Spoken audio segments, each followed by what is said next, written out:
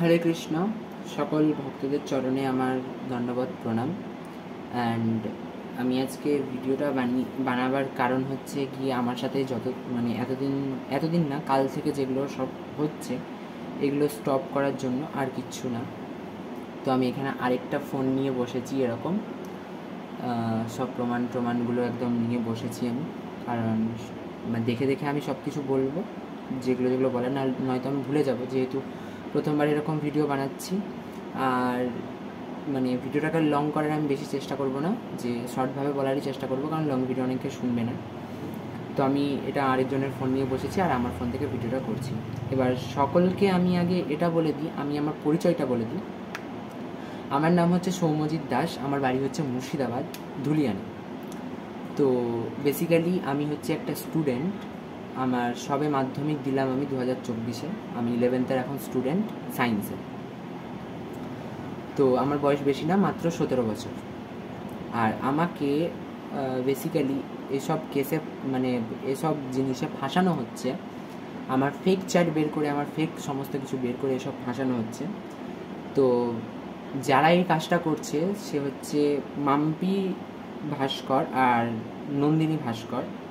এরা দুই বোন। মাম্পি ভাস্কর বড় আর নন্দিনী ভাস্কর তার বোন। তো আমি স্ক্রিনে পারলে দিয়ে দেবো, এই সাইড একটা এডিট করে দিয়ে দেবো আমি। তো বেসিক্যালি আমার যেটা হচ্ছে সেটা হচ্ছে, আমার স্কুল টিউশন এসব করে টাইম পাই না আমি। তার উপর আমার একটা ইউটিউব চ্যানেল আছে, তার জন্যে আমি যতটা পারলাম আমার সাথে লাইফে হয়ে যাওয়া ঘটনা একটা, যেটা পুরোপুরিভাবে স্ক্যাম্প হয়েছে আমার সাথে একটা। তো আমি শুরু থেকে সব ঘটনা তোমাদের সাথে শেয়ার করব। আমার ভক্তি জীবনটা হচ্ছে 2 বছরের ভক্তি জীবন। 2 বছরের ভক্তি জীবন সবেমাত্র রথযাত্রা থেকে শুরু হয়েছিল। এই রথযাত্রাতে 2 বছর কমপ্লিট হলো। তো 2 বছরের ভক্তি জীবনের নতুন যখন আমি ভক্তি জীবনে প্রবেশ করি, তখন তার কিছু মাস পরেই এই দুজনের সাথে আমার পরিচয় হয়। তখন এবার ভক্তি জীবনে তো সেরকম জানি না, পরিচয় হয়। হ্যাঁ, আমিও ভাবি এরাও ভক্তি জীবন পালন করে, আমরাও করছি, তো ভালো। তো এরকম একটা কন্ট্যাক্ট হয়, যে হ্যাঁ চিনি, দেখা হলে কথা বলবো। এমনকি ফেসবুকে ফ্রেন্ড আছে, ফেসবুক থেকে আস্তে আস্তে কথা হতে হোয়াটসঅ্যাপে আসে। এবার তারপরে যখন ওদের সাথে ছবি তুলে সেগুলো স্ট্যাটাস লাগাই আমি, কারণ কি, যেমনটা আমি প্রথমে বললাম, আমার ইউটিউব চ্যানেল আছে আর আমি প্রচণ্ড পরিমাণে সব কিছু শেয়ার করতে সবার সাথে ভালোবাসি। আমি ভিডিও বানাই, ব্লগ বানাই, আমার ব্লগিংয়ের চ্যানেল আছে। তো এরকম যখন পোস্ট করতে থাকি, তখন ওদেরই পাড়ার কিছু আমাদের ছাত্র সমাজের ছেলে আমাকে বারণ করে যে ওদের সাথে তুমি ভিডিও টিডিও বা আর কিছু পোস্ট করিও না, বা আর কিছু ওদের ব্যাপারে চরিত্র সম্পর্কে একটু বলে। তো আমি তখন একটু সেদিকে খেয়াল রেখে মিশতাম, কিন্তু একটু অ্যাভয়েড, এরকম টাইপের। তারপরে তো এরকম আস্তে আস্তে মিশা ছাড়লাম। তারপরে অনেক কিছু সব কন্ট্যাক্ট বন্ধ হলো, ঠিক আছে। তার আগে একটা ঘটনা হয়।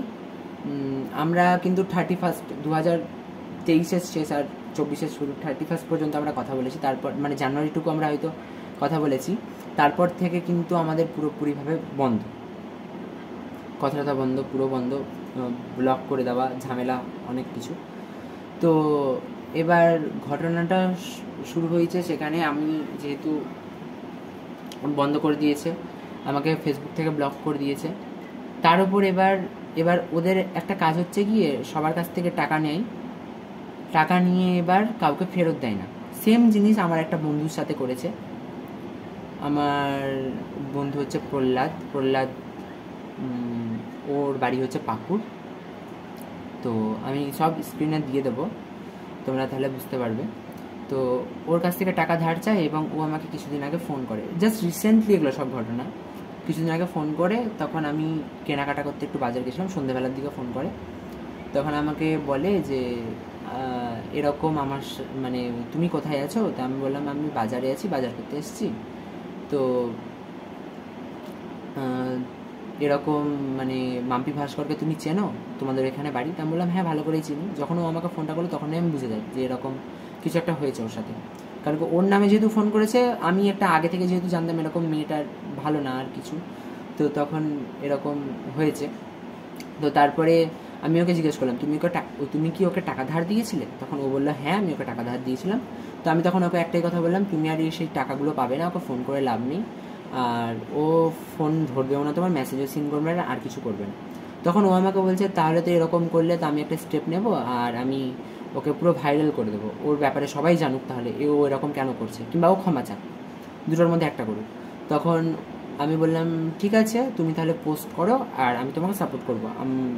আমার সাথে অনেক খারাপ ব্যবহার করেছে, টাকা ধার নেওয়ার দিক থেকে সেরকমভাবে ওরকম ইয়ে করতে পারেনি, যেহেতু মানে সতর্ক হয়ে গেছিলাম আগে থেকেই, প্লাস চেষ্টা করেছে অনেকবার কিন্তু পারেনি। স্টুডেন্ট, আমি অত টাকা কোথায় পাবো? তো আমার কাছে 100 থেকে 200 টাকা অনেক ব্যাপার, কারণ স্টুডেন্ট তোমরা বুঝতেই পারছো, আর সবে মাত্র 11th স্টুডেন্ট। তো এবার এরকম টাকা ধার নিয়ে দিচ্ছে না, তো ও বললো ঠিক আছে পোস্ট করবো, আর আমি বলছি ঠিক আছে করো, তাহলে আমরা সাপোর্ট করব।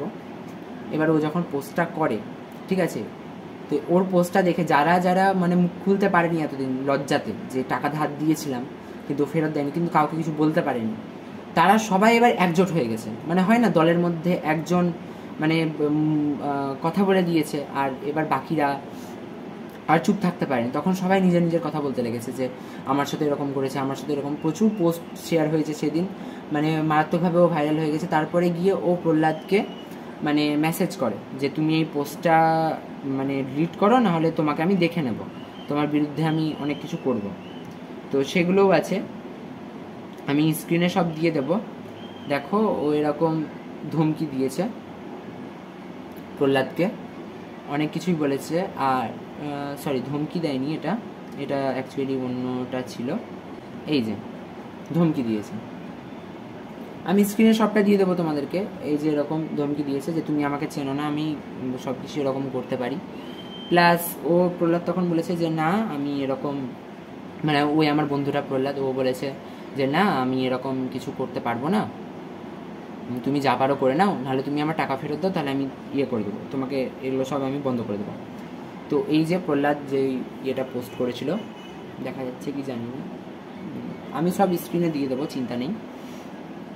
তো এবার ওই রকম বলেছে, বারণ করেছে যে না আমি করবো না। দিয়ে তখন ও এবার আমি যেহেতু কমেন্ট করেছিলাম ওই পোস্টটাতে যে ও এরকমই করে বেড়াই, ও প্রত্যেকজনের সাথে এরকমই করে বেড়ায়, তখন ও এবার আমাকে অন্য নাম্বার থেকে, ওরই একটা অন্য নাম্বার থেকে মেসেজ করেছে, যে বলছে যে তুমি খুব বার বেড়েছো, তোমার খুব মানে ইয়ে হয়েছে, তো তোমাকে আমি তোমার একটা ব্যবস্থা নিচ্ছি। এই যে ও আমাকে প্রথম মেসেজটা করে এই নাম্বার থেকে, অ্যান্ড এরকম কিছু মেসেজ করে, আমি স্ক্রিনে দিয়ে দেবো। আর সেখানে আমি একটা ভয়েস মেসেজও পাঠাই, সেই ভয়েস মেসেজে আমি স্পষ্টভাবে বলছি, যেটা আমি শুনিয়ে দিচ্ছি তোমাদেরকে। কারণ কি আমি আগেই বললাম আমি ক্লাস 11th স্টুডেন্ট, আমি এখনও, আমার বয়স 17।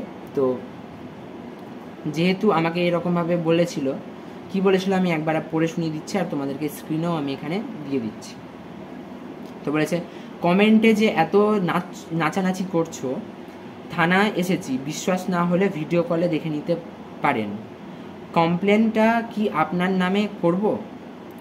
তো তারপরে লিখেছে যদি বলে কি হ্যাঁ করো তো করে দিচ্ছি, তারপর 3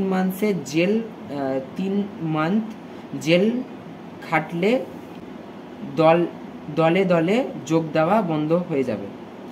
মানে 3 মাসের জেল খাটলে দলে দলে যোগ দেওয়া বন্ধ হয়ে যাবে। এই যে আমরা একটা দল হয়ে গেছি, যখন ও প্রহ্লাদ পোস্টটা করেছে তখন আমরা যে একটা একজোট হয়ে গেছি, যাদের যাদের কাছ থেকে টাকা পেতো বা যাদের যাদের সাথে খারাপ ব্যবহার করেছে, সবাই যে আমরা একজোট হয়েছি, তো এটার জন্য আমাকে লিখেছে। তখন আমি একটা ভয়েস মেসেজ পাঠাই, যেটা ভয়েস মেসেজটা আমি শোনাবো এবার তোমাদেরকে।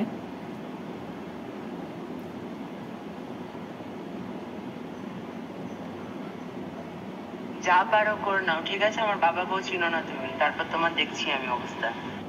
তো আমি এখানে বলেছিলাম তুমি যা পারো করে নাও, তুমি আমার বাবাকে চেনো না, তুমি দেখছি তারপর অবস্থা তোমার।